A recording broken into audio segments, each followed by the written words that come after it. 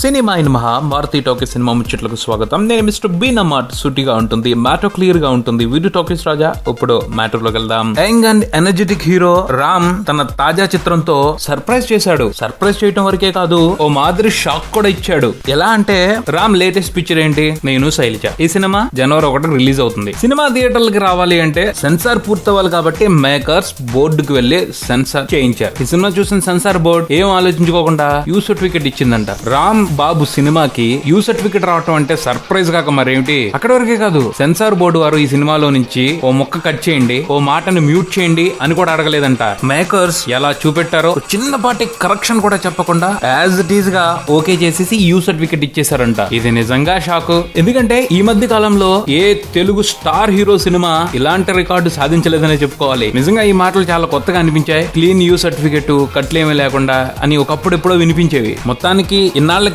Ram and team అలాంటి మాటలు అనుకునే అవకాశాన్ని కల్పించారు. గ్రేట్. ఈ విషయాన్ని బట్టి అర్థం చేసుకోవచ్చు ఈ నేను శైలజ సినిమాని చాలా పద్ధతిగా తీశారు అని. అలానే ఈ పద్ధతి అనే మ్యాటర్ క్రెడిట్ కొత్త దర్శకుడు కిషోర్ తిరుమల అకౌంట్ లోనే వేయాలి. ఎందుకంటే ఈ సినిమాని ఆయనే రాసుకుని డైరెక్ట్ చేశారు కాబట్టి. ఎంత హీరోల కోఆపరేషన్ ఉన్నప్పటికీ ఇంటర్నల్ గా ఓ డైరెక్టర్ కి ఇంటెన్షన్ ఉండాలి, స్వచ్ఛమైన సినిమా తీయాలి అని. కిషోర్ తిరుమల ఆ పాలసీనే ఫాలో అవుతూ నేను శైలజ రూపంలో మంచి సినిమాని మన ముందుకు తీసుకురాబోతున్నారు అనిపిస్తా ఉంది. ఈ సినిమాని చూసిన సెన్సార్ బోర్డు సభ్యులు సినిమా చాలా బాగుందని చెప్పారని నిర్మాతలు రెగ్యులర్ గానే చెప్తున్నారు. ఆ పైన ఈ సినిమాకి పనిచేసిన టెక్నీషియన్స్, వాళ్ళకి సన్నిహితంగా ఉన్న వాళ్ళు కొంతమంది ఈ సినిమాని చూసిన వాళ్ళు సినిమాలో ఫీల్ బాగుంది అని మాట్లాడుకుంటూ ఉండడం కనిపిస్తా ఉంది. ఇండస్ట్రీలో ఇంటర్నల్ టాక్ అనే కాదు, పబ్లిక్ లో కూడా సినిమా మీద పాజిటివ్ ఒపీనియన్ ఉంది. సినిమా కోసం దేవిశ్రీ కంపోజ్ చేసిన పాటలు జనాలకు బాగా పట్టేశాయి. ట్రైలర్ లో కనిపించిన లవ్లీనెస్ సినిమా మీద ఆసక్తిని పెంచుకోవడానికి అవకాశం కల్పించింది. కొంచెం కొత్తగా సౌండ్ చేస్తున్న డైలాగ్స్, రామ్ క్యారెక్టరైజేషన్ మంచి అటెన్షన్ తీసుకుంటున్నాయి. ఆ పైన రామ్ ఈ సినిమాలో నా క్యారెక్టర్ కి ఎటువంటి కమర్షియల్ యాడ్ ఆన్స్ ఉండవు, మన పక్కింటి అబ్బాయిలా కనిపిస్తాను,